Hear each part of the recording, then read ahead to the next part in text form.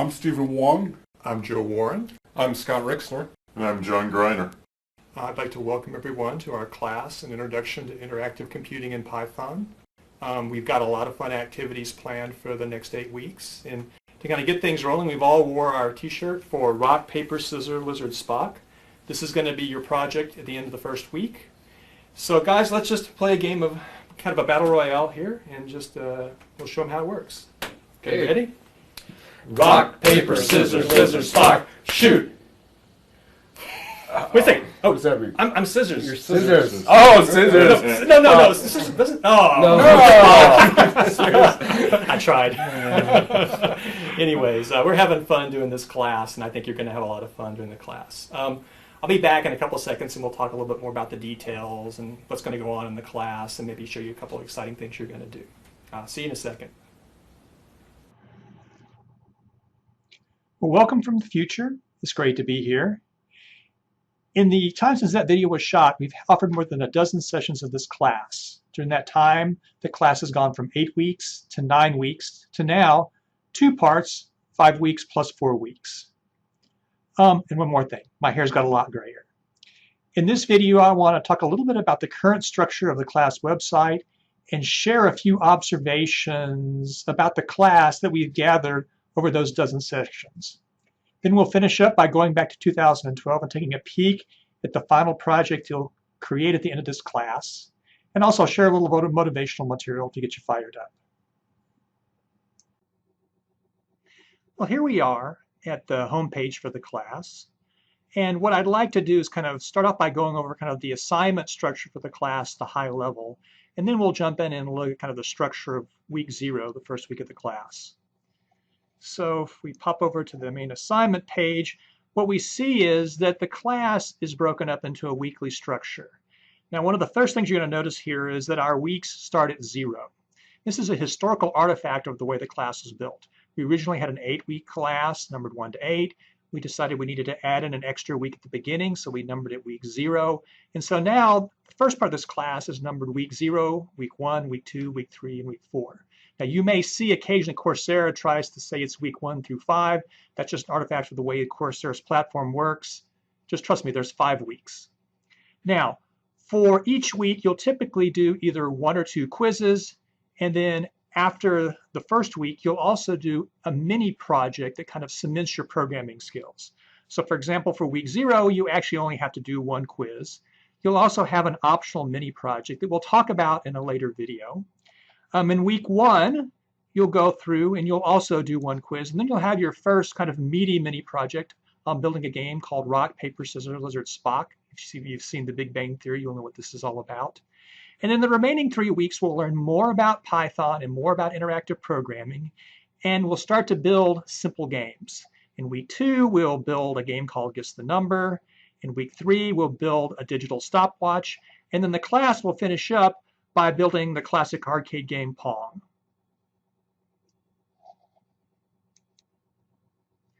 Before we proceed, I want to say a little bit about the difficulty and the time requirements for this class. Now, if you look at the assignment page here, you notice that the assignment Stopwatch the Game says it should take around 30 minutes to do this. This is not true. Coursera automatically places 30 minutes in there. We have no control over the number that appears there. Coursera puts 30 minutes in there because their classes are now designed to typically take about a couple of hours per week to finish. This class takes substantially more time. We've surveyed the students that have completed the previous versions, and typically takes between 7 to 10 hours to complete each week's worth of material. One of the mini projects, especially when you get later in the class, will take 2 to 3 hours. So the good news is the current version of the class has the property that all the deadlines are advisory. If you find the class is moving too fast, simply work at your own pace. You can still turn the assignments in for full credit whenever you want if you don't finish by the end of the session. Your material simply rolls over to the next session. Now, you might ask, well, wait a second, this is a beginner class. Why is it so hard? This is a beginner class, but that doesn't mean it's easy. We found that if we ask you to do things that are difficult, that are harder, you'll learn quicker. Programming is a very hot field right now. Good programmers make 6-figure salaries. But to learn the material to make that six-figure salary, you can't spend 2 hours a week for 8 to 10 weeks. You're going to have to spend a lot more time over a longer range to gather the skills to be the kind of programmer that's going to earn that much money. This class and this specialization is dedicated to moving you forward towards a real career in computer science. And so to do that, we're going to ask you to work harder. Stick with us. Okay, let's move on and talk about the material in the first week of class, week 0. So you're actually watching this introductory video right now. There's a couple more videos. There's one on CodeSculptor. That's the tool that we're going to use in this class to write your Python code. It works entirely in a web browser, so you don't have to install anything. This is the first video lecture on a Python concept. It's how to build arithmetic expressions in Python. To finish off the first lesson of week 0, we have a class page here which corresponds to practice exercises for expressions. So let's bop in there real quick and we'll talk a little bit about this. So one of the classical issues that's raised by students in this class is, how do I move from looking at videos into writing Python code? How can I solve the quizzes? How can I implement the mini project? The way we want you to do this in this class is to work these practice exercises. They're very small, short questions. We provide you with some starter code in Python to get you going. We also provide you with solution code. And the way this should work is watch the videos and sit down and try a couple of the practice exercises. Everything goes well, you can move forward to the quizzes without any difficulty. If you're having trouble, look at the solutions. Work more of the practice exercises. These exercises are designed to let you get your hands dirty and start working with the Python concepts we're going to learn in class in practice. Okay, if we move on, there's always a second lesson as part of each week. And in this lesson, we learn about variables. We also talk about how to actually save your code in this CodeSculptor. All the code that you're going to write here, you're going to share with your peers in mini projects. They're going to grade your mini projects. And so the way we're going to share that is using CodeSculptor. Again, we have a set of practice exercises on variables. And then we finally, for week 0, we have one quiz. Note, we'll have one quiz for week 0, one quiz for week 1, and 2 quizzes per week after that. The third lesson in week 0 is a lesson on, basically always corresponds to a mini project. The mini project for week 0 is optional. You don't have to do it. It's designed to kind of walk you through the process of doing a mini project and let you get experience at actually doing peer assessment without any pressure of having to do things for a grade. Okay, we've been looking at the content for the course. Let's go on and look at some of the information we can access for the course via this navigation bar on the left-hand side. We can see all the assignments for the class on one page. We also have a link to the discussion forums. They're very helpful if you have questions. We have lots of course staff that are very eager to answer your questions. Also, your peers are usually very helpful in that. I want to look at this in particular. These are a collection of resources that we built up over the last 3.5 years that help answer questions that may arise as you're working on the material in the class. This first page is actually probably the most important. It's the honor code for the class. And let me just kind of give you the high-level view of what the honor code says. Do your own work. Don't copy other people's work. You're going to build programs, these are the mini projects, and we want you to write your own code. And there's a reason that we want you to do this. If you copy, you're really robbing yourself of the chance to learn the material. The value of this specialization is not in the PDF file that you get when you finish it. The value is in the knowledge that you gain by doing the work. So, when you take the first cut at a mini project, please do your own work. Use the video and the description to help you explain and understand how the mini project works. Post questions in the forums if you're confused. After you've turned it in, you're going to have a chance to peer assess. Please look at your peers' implementation of the mini project very carefully. Help use that to learn more about how to do the mini project correctly. Once you've finished, you're also welcome to post your mini project inside a peer feedback thread. There you can share it with everybody. They can look at it and give you more feedback on that.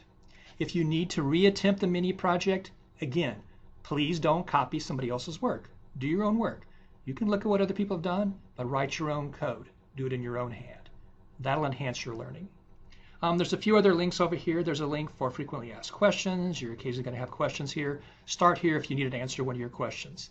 Then if it's not here, you can post it in the forums. There's a link for troubleshooting CodeSculptor. CodeSculptor is incredibly reliable, but every session we have a few students that have issues with it. If you're having an issue, start here in troubleshooting CodeSculptor. Concept and examples is a very detailed week-by-week outline of the material for this class.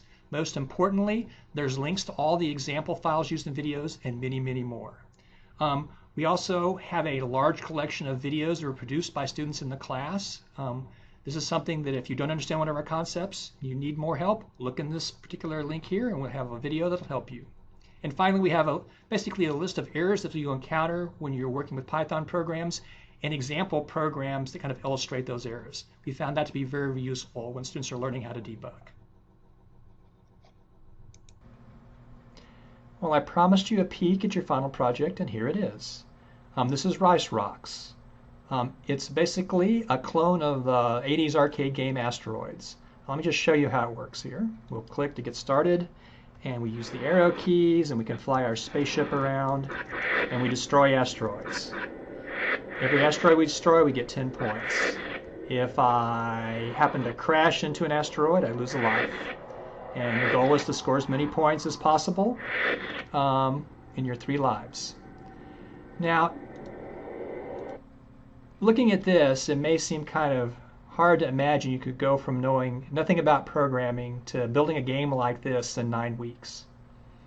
The reality is we've designed the class to teach you in each week a little bit more of Python, so that in those last 2 weeks you can build this project.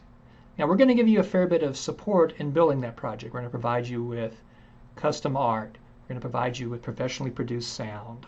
We're going to provide you with lots of videos and quizzes and things to help you understand how to do it. But it's not impossible.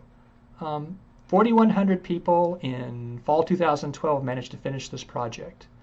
My hope is for this session we can get 10,000 students to build this project. And I hope you're one of them. So with that said, let me go on to the kind of our last segment. I want to talk a little bit about the philosophy of the class, because I'll echo what I just said there. All right, let me finish up with kind of a little bit about the philosophy that we have for this class.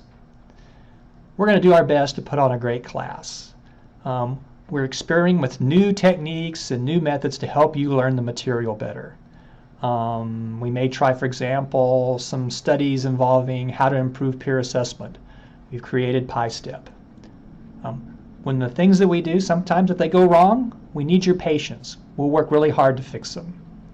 If something specific to you goes wrong, just remember there's going to be many tens of thousands of students in this class, and it's going to be very hard for us to address individual concerns. But again, we'll try our best. We need something from you. There's going to be times when you're working on the mini project where you're going to get stuck. You're going to be like, I don't understand what's going on. I don't know why my code's not working. I'm going to talk about in Rock, Paper, Scissors, Lizard, Spock some very tangible things that you can go through to try to keep making progress on the mini project. But I'm going to tell you the most important attribute you need right now is tenacity. Okay? If you get frustrated and you get stuck, don't quit. Take a break for a little while. Come back and work on the mini project some more. I think you'll find that as you kind of work your way into the class, the excitement of actually building your mini projects and getting them working will kind of carry you through the frustration that you feel if you're getting stuck at some point in the process. Let me say one more thing about video. There's times in this class when we're going to do goofy stuff. Our goal is to be funny. Sometimes we're lame, I admit it, but we're trying to avoid being boring. And so I'll end this with actually pointing you back to kind of another version of our introduction that I got ganged up on and had suppressed. So take a look at it. You guys ready to play? Yep. Ready? Okay. Rock, paper, scissors, lizard, Spock, shoot! All right, let's do it again. Do it again, guys. All right. Ready? Ready? Rock, paper, scissors, lizard, Spock, shoot! Oh, let's see. I covered that. What did you do, Scott? Paper disproves Spock. Yep. Oh, yeah. Anyways, we were having a lot of fun in this class, and I think you're going to have a lot of fun too.